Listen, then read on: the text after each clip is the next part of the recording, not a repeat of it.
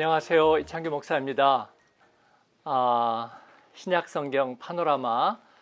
오늘은 이제 복음서와 사도행전을 지나서 서신서, 그 중에서도 가장 위대한 성경, 복음에 대한 복음, 로마서를 같이 살펴보겠습니다. 신약성경의 서신서는 예수님의 그 복음의 주석이라고 얘기할 수 있고, 또 복음이 어떻게 온 세상에 퍼져 나가는지 그 복음의 확산 경로라고도 얘기할 수 있겠습니다. 그러나 이 서신서들은 실제로 존재하는 신앙 공동체의 이 복음의 주역들, 이 복음을 전하던 주역들이 실질적인 서신 왕래를 통해서 살아있는 그 증언과 또 리포트들이, 보고들이 서로 주고받는 그런 이야기입니다. 그래서 논문처럼 쓰여지지 않았고 어떤 교리서처럼 쓰여지지 않았습니다. 그럴 필요가 없죠. 왜냐하면 위대하신 것은 하나님이시고 큰 일을 행하신 것은 우리 주님이시기 때문에 그 말씀은 언제나 사람이 체계를 잡아야 되는 것이 아니라 마치 DNA처럼, 그리고 세포의 핵처럼 언제나 그 모든 과정 속에서 항상 살아있는 거죠.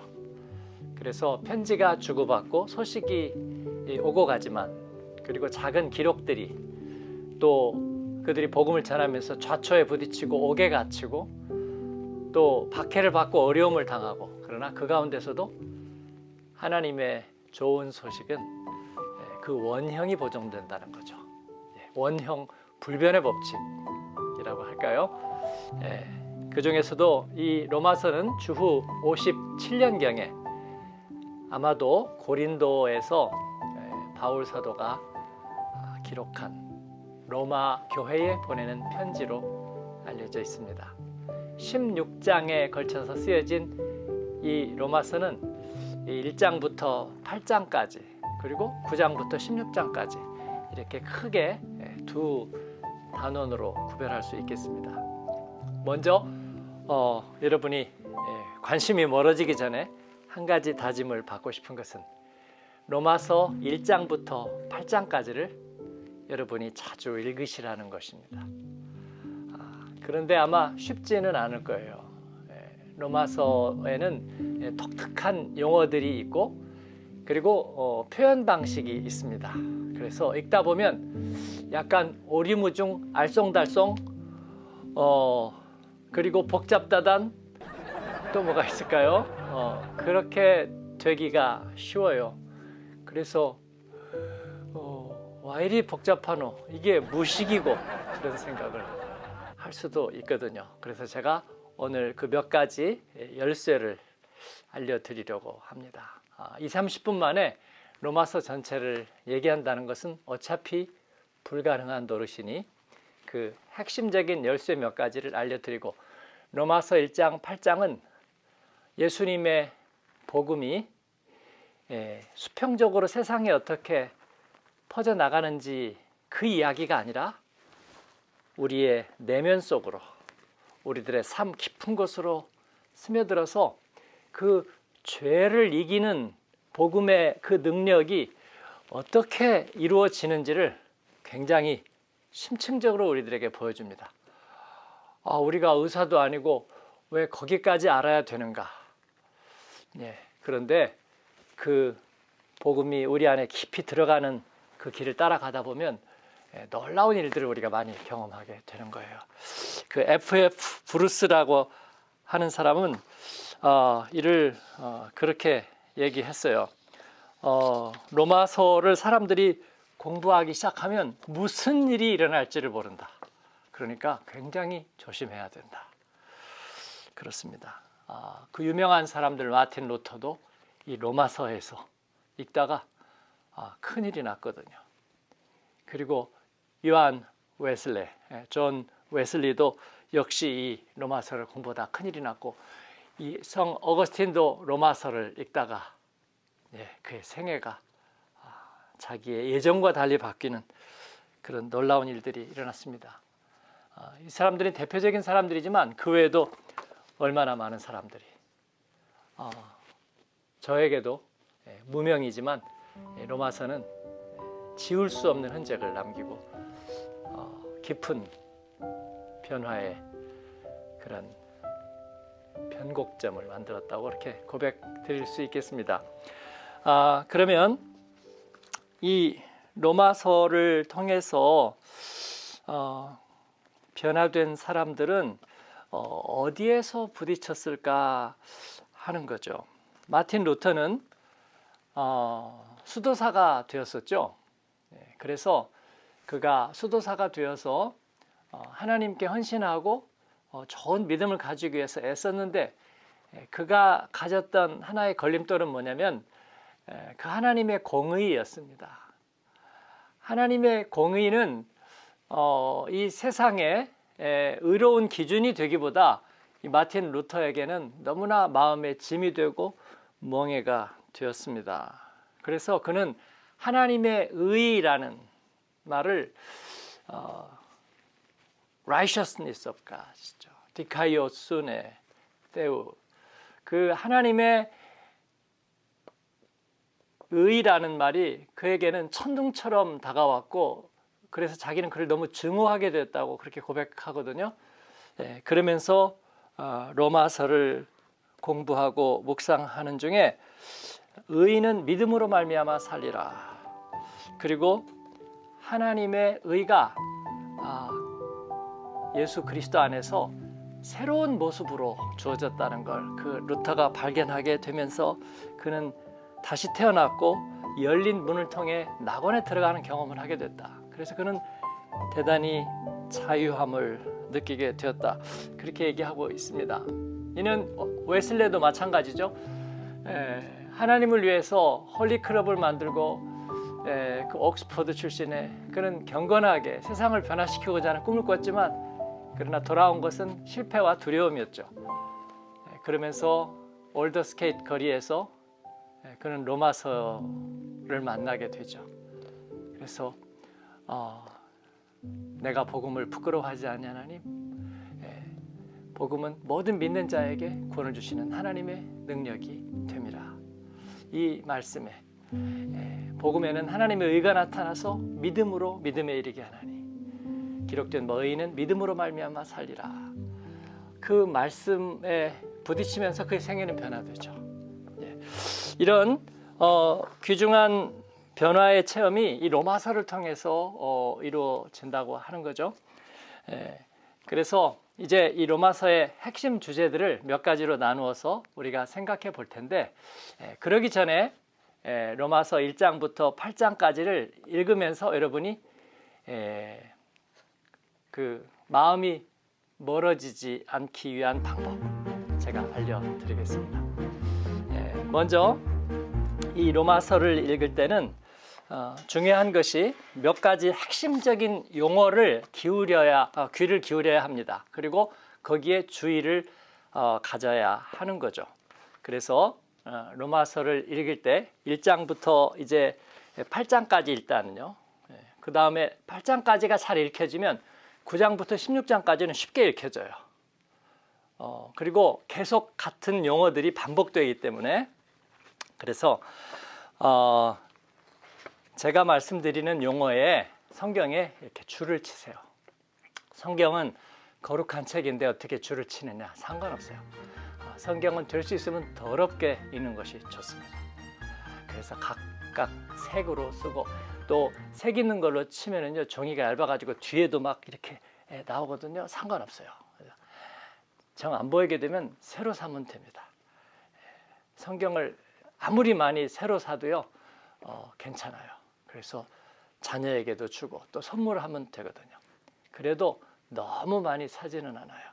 그러니까 성경에 줄을 팍팍 치는데 무슨 단어에다가 줄을 치느냐 하면은 복음에다가 줄을 치세요.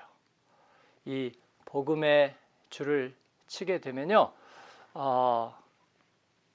가장 중요한 그 내용들이 드러나거든요. 그래서 복음이란 말에 줄을 치다 보면 그 앞에 붙어 있는 말들이 나올 거예요. 제일 먼저 하나님의 복음이라는 말이 1장 1절에 나옵니다.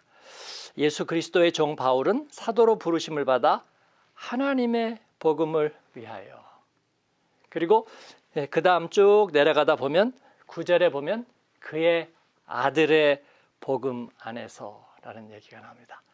복음은 유앙겔리온, 좋은 소식이죠. 그런데 그 좋은 소식이 제일 먼저는 하나님의 좋은 소식. 하나님의 좋은 소식은 뭐냐면 하나님께서 우리 인간을 위해서 하나님이 그랜드 플랜을 세우셨다는 거죠. 그래서 그의 아들을 우리에게 보내셨다. 그게 하나님의 복음이에요. 그리고 그의 아들 예수 그리스도께서 우리를 위해서 성육해서 오셨습니다.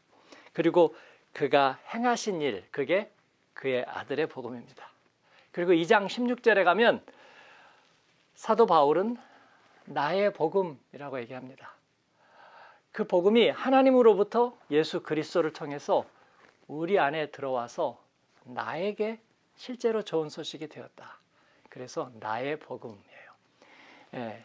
로마서는 바로 그 경로를 얘기하고 있습니다. 어떻게 예수 그리스도가 하신 일이 내 안에서 동일하게 좋은 복음이 되었는가, 그 얘기를 하고 있는 거예요. 또 줄을 칠 것은 그 다음에 대조적인 표현들이 있어요. 그래서 그 대조적인 표현들에 줄을 이렇게 치시면 좋습니다. 표면적, 이면적. 표면적이라는 말은 겉으로 드러난, 그리고 이면적이라는 말은 속에 숨겨진. 그래서 outwardly, inwardly. 표면적 유대인, 이면적 유대인. 그러니까 겉으로만 무늬만 종교인, 속으로도 종교인. 이렇게 나누는 표현들이 있거든요. 거기다가 줄을 이렇게 쳐보시면 내용이 빨리 들어옵니다. 순종과 불순종. 이 대조적인 표현은 뭐를 의미하냐면 우리 인생에서 정말 중요한 두 갈래 길을 말하는 거거든요. 우리 마음 안에서 두 갈래 길이 항상 있어요. 근데 로마서는 그 두 갈래 길을 우리들에게 얘기해 주고 있거든요. 지금 무슨 말인지 잘 모르겠다. 그냥 내 말만 들으세요. 그러니까 대조적인 거 그냥 줄만 쳐놔. 순종과 불순종. 그리고 사망과 영생. 사망은 죽는 거죠. 영생은 죽지 않는 거죠. 사망과 영생. 그리고 또 중요한 것이 영과 육이죠. 영과 육으로 나뉘는데 그것도 줄을 쳐놓으시고요. 또 영과 육에서 조금 더 나가면 영의 생각과 육의 생각으로 또 나뉘죠. 그것도 줄을 땡땡 쳐놓으시면 되겠습니다. 그리고 사람과 하나님도 대조를 시켜서 나누죠. 사람과 하나님. 그렇게 대조될 때도 이렇게 대조되는구나 나누시고, 또 의의 병기, 죄의 병기, 불의의 병기, 그리고 하나님의 병기. 병기라는 것은 무기를 말하는 거예요. 죄의 무기가 된다, 하나님의 무기가 된다, 불의의 무기가 된다, 그리고 하나님의 무기가 된다. 그렇게 계속 대조해가면서 나오고 있고, 또 한 가지 로마서를 읽는데 도움이 되는 것은 질문과 대답으로 되어 있다는 거예요. 그런데 이 질문이 옛날에 선생님들이 그런 식으로 했어요. 일부러 틀린 대답을 유도해요. 너희들은 이렇게 생각하니? 그게 틀린 거예요. 그러면 학생들이 아닌 것 같은데요? 그러면 그래, 아니야. 그러면 답이 뭔지 알아? 이거야 라고 얘기하는 거죠. 그래서 이 로마서는 계속해서 그렇게 질문과 대답 형식으로 되어 있어요. 그래서 우리가 낙심해야 또 절망해야 슬퍼해야 되겠느냐? 아니, 그럴 수 없느니라. 우리가 죄로 인해서 다 망하게 되었으니 그러면 우리에게 희망은 없는가? 아니, 하나님은 새로운 답을 우리들을 위해서 준비해 놓으셨어. 그 얘기를 하고 있는 거죠. 그래서 이제 로마서의 첫 번째 이야기는 하나님의 복음, 아들의 복음, 그리고 나의 복음까지 어떻게 하나님이 좋은 소식을 준비하셨는지가 얘기되고 있고요. 그 중에 클라이막스는 단연코 1장 16절 17절이죠. 루터를 웨슬레를 변화시켰던 말씀, 그리고 개신교회를 탄생시킨 말씀이죠. 그 말씀을 우리가 다시 한번 같이 읽으면 내가 복음을 부끄러워하지 아니하노니 이 복음은 모든 믿는 자에게 구원을 주시는 하나님의 능력이 됩니다. 먼저는 유대인에게요, 그리고 헬라인에게로다. 복음에는 하나님의 의가 나타나서 믿음으로 믿음에 이르게 하나니 기록된 바 의인은 믿음으로 말미암아 살리라 함과 같으니라. 아멘. 복음을 부끄러워하지 않는 것은 그 복음 안에는 하나님의 의는 무슨 표현이라고 그랬죠? 구원. 그래서 복음 안에는 하나님의 구원이 나타나 있다는 거죠. 그런데 그 하나님의 구원은 믿음으로서만 받을 수 있어요. 그래서 믿음에서 믿음으로 이르게 하나니 의인은 믿음으로 말미암아 살리라. 이게 무슨 말인가? 로마서를 이렇게 읽다 보면 아하 깨닫게 되는 거죠. 자, 그런데 이 복음 안에 있는 것, 우리가 정말 많은 사람들이 모르고 있는 거 한 가지가 있어요. 그게 뭐냐면 이 복음이 가지고 있는 근본적인 그 능력이 있는데, 복음이라고 하니까 좋은 소식이라고 하니까 공짜로 막 사람들이 선물 나눠주는 것처럼 산타클로즈나 아니면은 선거철에 선물 나눠주는 거나 아니면은 가난한 지역에 가서 막 나눠주는 거, 그런 게 아니고, 이 복음은 좋은 소식이지만 한 가지 중요한 그 복음이 갖고 있는 속성 중에 하나는 죄에 대한 판결이에요.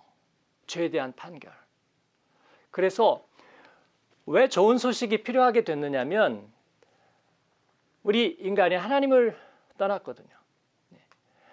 하나님을 온전히 의지하지 않고 하나님께 온전히 영광을 돌리지 않고, 그리고 그 대신에 죄를 받아들였습니다. 죄를 받아들였어요. 그러니까 그 죄가 우리 안에 들어와서 이제 주인 노릇을 하기 시작한 거예요. 그러고도 하나님을 안 믿었느냐? 믿기는 했어요. 그런데 실질적인 주인은 죄인 거죠. 불신앙인 거죠. 그렇기 때문에 하나님께서 우리를 구하시기 위해서 우리에게 좋은 소식을 주시는데, 그 좋은 소식이 와서 먼저 해야 되는 것은 뭐냐면요, 죄를 떼어내는 거예요. 그러기 위해서는 죄를 판결해야 되는 거예요. 죄가 죄라는 것을, 의사가 병을 고치려고 와서 일단 병을 진단해서 이 병이 이게 문제라고 진단을 탁 해야 되는 거예요. 그렇죠? 그래서 로마서 1장 18절에서 3장 20절까지는 굉장히 힘든 이야기들이 있어요. 저는 옛날에 이 로마서 1장 18절 이하의 이야기를 읽는 걸 너무 싫어했어요. 왜냐하면 너무나 무섭기 때문에, 너무나 마음이 무거워지기 때문에, 죄에 대해서 아주 막 칼날 같은 얘기들이 있는데 그게 복음이 내리는 죄에 대한 판결문이에요.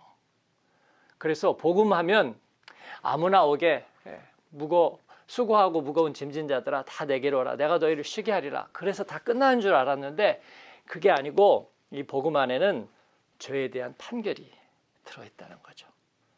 그래서 그 죄에 대한 이야기들을 1장 18절 이하부터 읽어보시면 됩니다. 그 대가가 뭔 줄 아세요? 하나님께서 괜찮아 내가 해결해 줄게, 그렇게 하신 것이 아니고, 하나님은 하나님을 사랑하지 않고 하나님의 영광을 바꿔친 그들을 내버려 두셨다는 거예요. 마음의 정욕대로 내버려 두셨다. 부끄러운 욕심대로 내버려 두셨다. 또 하나님을 마음에 두기 싫어하는 빼앗긴 마음, 상실한 마음을 그대로 내어버려 두셨다. 그래서 그들은 죄가 지배하는, 관영하는 그런 삶을 살게 되었다. 그게 죄에 대한 선고예요. 놀라셨죠? 여러분, 이 얘기를 못 들으신 분이 많을 거예요. 복음 안에는 죄에 대한 극명한 선고가 있다는 걸 말이죠. 근데 의사가 암과 싸우면서 암에 걸린 환자를 고치려고 하면서 암을 미워하지 않으면요, 환자를 사랑할 수가 없어요. 근데 뭐 암도 몸의 일부인데 그냥 어떻게인가 같이 사세요. 그래갖고는 안 되는 거예요. 최후의 하나의 세포까지 간을 좀 떼어내고 위를 좀 떼어내고 그 다음에 림프선을 좀 떼어내고 핏줄을 좀 떼어내고 또 좋은 거 뭐 있어요? 폐도 좀 떼어내고 그러더라도 암을 다 떼어내고 그래야 생명이 살아. 그래서 복음 안에는요, 죄에 대한 추상과 같은 판결이 있다는 거예요. 그런 의미에서 여러분, 로마서 1장 18절에서 3장 20절까지. 근데 이것은 복음의 선고이기 때문에 거기서 끝나지 않아요. 그래서 그냥 하나님 그냥 나 죽으라는 말이구나. 그게 아니고 또 살 길이 또 있어. 살 길이 있어. 그래서 여기를 넘어가야 돼요. 그래서 죄에 대한 선고를 읽는데 그 죄에서 유대인들은 하나님의 백성이고 또 그들은 종교적인 규범과 율법도 가지고 있었고 그러니까 우리는 조금 낫지 않을까라는 생각을 하는데 이 로마서는 충격적이게도 유대인이든지 아니든지 모두 다 죄 아래에 있다 그렇게 선고를 해버려요. 왜냐하면 죄에 오염되기 시작하면은요, 뭐 조금 오염된 사람, 많이 오염된 사람이 있는 게 아니라 죄는 속성이 들어오면 우리 안에서 왕노릇을 하는 거예요. 그래서 왕노릇을 해. 조금만 들어오는 게 아니라 들어와서 우리를 발로 차버리고 자기가 주인 노릇을 하는 거죠. 그러니까 내가 종교가 좀 있었다 없었다 그게 차이가 없다는 거죠. 그래서 이 로마서는 우리 인간의 완전한 타락, 하나님으로부터 완전히 멀어진 모습을 얘기하고 있습니다. 제가 그 얘기를 그림으로 잠깐 보여드리면 인간의 내면, 속사람을 제가 내면이라는 표현으로 하는 거예요. 어차피 죄는 우리들의 머리카락이나 발가락에 붙어 있는 게 아니죠. 죄는 우리 안에 들어와서 우리의 마음 안에, 우리의 자아에서 작용을 하는 거거든요. 그래서 내면 안으로 들어가면, 처음에 내려가면 여기에는 비종교인, 하나님 없이 살아가는 사람들의 그냥 일반적인 마음이 있어요. 그들은 어떻게 살죠? 세상을 따라, 그리고 거기에 자신의 욕구를 가지고 살죠. 좋은 옷도 입어야 하고 허영과 탐심과 명예를 추구하며 살죠. 물론 그 안에 상식도 있고 정의도 있어요. 그러나 인간의 안으로 들어가는 거예요. 겉으로 세우는 명분 말고. 그러면 이런 것들이 있는데 이 인간의 마음에 이러한 모든 욕망들을 주장하고 있는 힘이 죄죠. 그러면 이보다 조금 더 깊이 들어가면 종교인이 있는 거죠. 유대인들도 이런 사람들이었어요. 그래서 그들은 이 사람들보다 뭐가 낫죠? 비종교인보다 종교가 있다는 건 뭐가 난 거예요? 그들은 신앙적인 규범이나 율법이 있어요. 이건 하면 안 돼. 또 이렇게 하는 게 좋아. 그런 규범과 율법이 있는데 그러면 죄는 이 사람들에게는 여기까지 죄는 들어오지 못할까요? 아니죠. 죄는 여기에도 들어옵니다. 종교인들에게는 죄가 더 힘을 발휘하기가 더 좋아요. 왜냐하면 이 사람들은 죄가 무엇인지를 알기 때문에, 즉 죄의식이 비종교인들보다 더 강해. 그게 유대인들이죠. 그래서 이 죄는 이들에게 정죄를 하는 거예요. 너희들이 율법을 알고 규범을 알면서도 그렇게 하지 못하기 때문에 너희들의 죄가 그대로 있으라는 정죄의식을 주는 거예요.